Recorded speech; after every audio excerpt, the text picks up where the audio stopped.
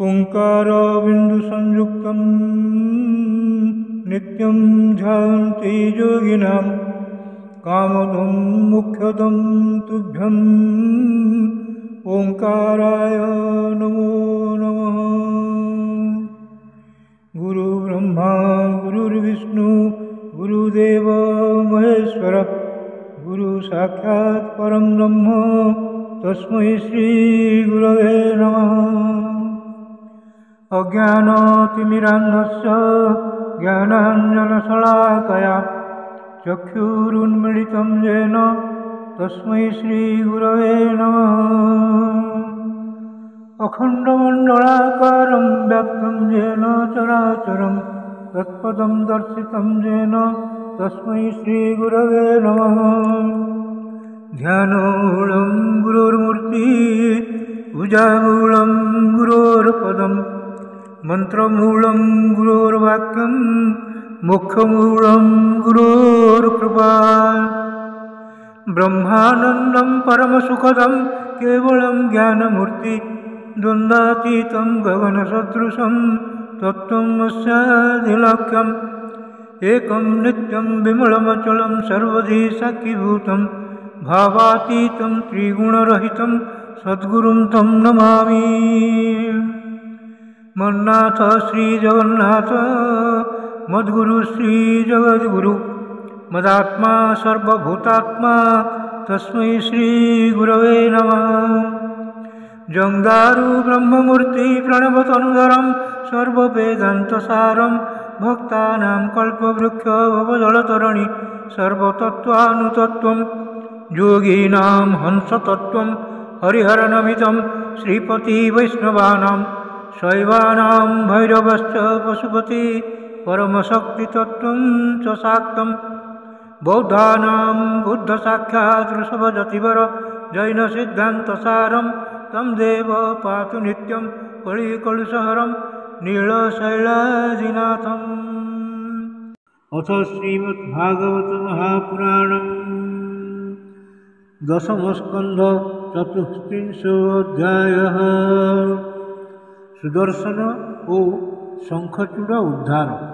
नारायणं नमस्कृत्यं नरं चैव नरोत्तमं देवीं सरस्वतीं व्यासं ततो जयमुदीरयेत्। मूकं करोति वाचालं पङ्गुं लङ्घयते गिरिं यत्कृपातमहं वन्दे परमानन्दमाधवं। निगमकल्पतरुर्गलितं फलं सुखमुखादमृतं द्रवसंयुतं पिबतं भागवतं रसमालयं मुहुर्मुहुः रसिका भुवि भावुकाः। श्रीशुकोवाच एकदा देवयात्रायां गोपालाः जातकौतुकाः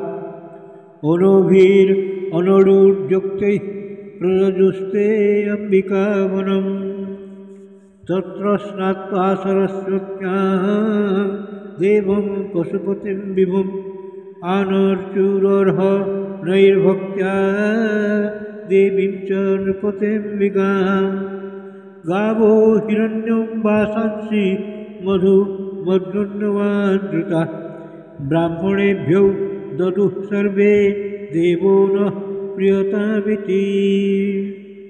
उषु सरस्वती तीरे जलं प्रास्य धृतव्रता रजनीं तां महाभागो नन्दसुनन्दकादयः। कश्चिन् महान् हिस्तस्मिन् विपिनेति बुभुक्षितः जदृच्छया गतो नन्दं शयानं मृगोग्रसेत्। स शुक्रोशाहिनग्रस्तः कृष्ण कृष्ण महानयं सर्पो मां ग्रसते तात प्रपन्नं परिमोचया। तस्य चाक्रन्दितं श्रुत्वा गोपाला सहसोत्थिता ग्रस्तं च दृष्ट्वा बिभ्रान्ता सर्पं बिभ्योदुरुल्मुखैः ओलातैर्दह्यमानोऽपि नामुञ्जन्तमुरङ्गमः तमस्पृशत् पदाभ्यत्य भगवान् सात्वतां पतिः स वै भगवतः श्रीमत्पादस्पर्शः हताशुभ भेजे सर्पमुपगृहीत्वा रूपं विद्याधरार्चितं तं पृच्छत् ऋषिकेशः प्रणतं समुपस्थितं दीप्यमानेन वपुषा पुरुषं हेममालिनं को भवान् परया लक्ष्म्या रोचतेऽद्भुतदर्शनं कथं जुगुप्सितामेतां गतिं वा प्रापितो वसः सर्प उवाच अहं विद्याधरः कश्चित् सुदर्शन इति श्रुतः श्रिया स्वरूपसम्पत्त्या विमानेनाचरन् दिशः ऋषैनं विरूपानुगिरसः प्राहसं नृपदर्पितः तैरीमां प्रापितो योनिं प्रलब्धैः स्वेन पाप्मना शापो वेणुगृहायैव कृतस्तैः करुणात्मभिः यत् अहं लोकगुरुणा तदास्पृष्टो हताशुभः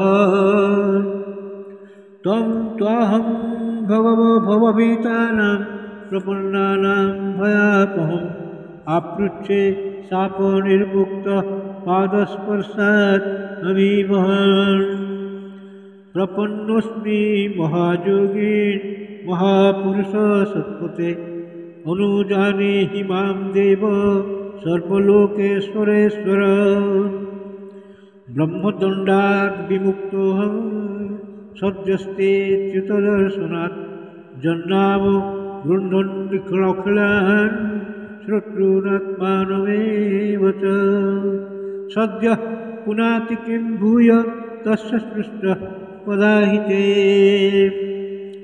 इति अनुज्ञाप्य दार्शाहं परिक्रमाभिमुञ्च सुदर्शनो दिवं जातः कृष्णानन्दश्च मोचितः निशाम्य कृष्णस्य तदात्मवैभवं ब्रजौकसो विस्मितचेतसस्ततः समाप्य तस्मिन्नेवं पुनर्ब्रजं नृपाय सुत कथयन्त आदृताः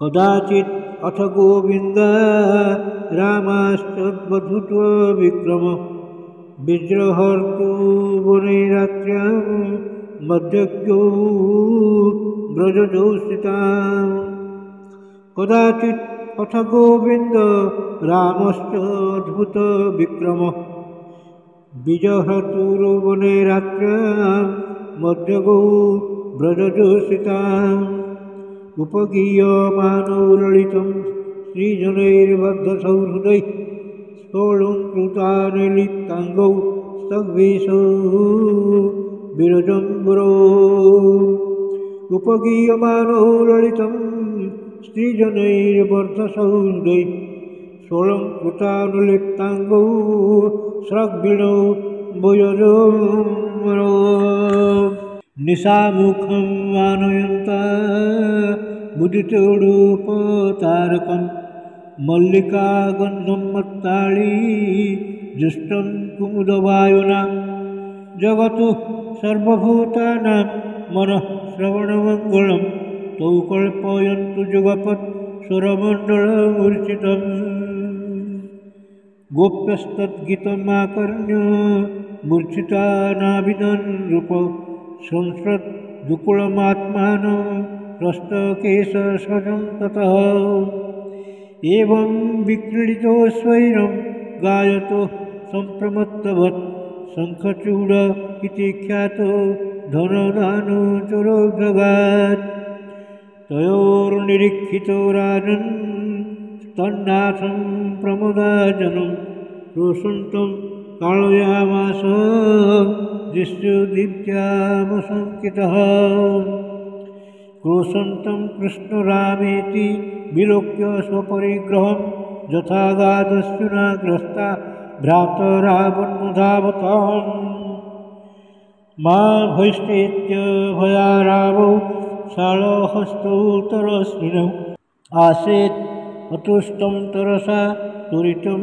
गुह्यकाधमम् सवीक्ष्य तावनु प्राप्तौ कालमृत्यु इव द्विजन् विसृज्य स्त्रीजनं मूढः प्राद्रवजीपतेच्छयाः तमन्नधावत् गोविन्दो यत्र यत्र सदावति जिहसुरस्तच्छिरोरोत्रं तस्थो रक्षन् स्त्रियो बलः अभिदूरैवाभ्यत्य शिरस्तस्य दुरात्मनः जहार मुष्टिनैवाङ्ग सह चूडामणिं विभो शङ्खचूडं निहत्यैवं मणिम् आदाय भास्वरम् अग्रजाया ददात् प्राक्तीत्या पश्यन्ति नाम तजोषिताम् इति श्रीमद्भागवते महापुराणे पारमहंस्यां दशमस्कन्धे पूर्वार्धे शङ्खचूडवधो नाम चतुस्त्रिंशोऽध्यायः भीमस्यापि रणे भङ्गो मुनेऽपि मतिभ्रमं यदि शुद्धम् अशुद्धं वा मम दोषो न विद्यते श्रीकृष्णार्पणमस्तु श्रीकृष्णार्पणमस्तु श्रीकृष्णार्पणमस्तु।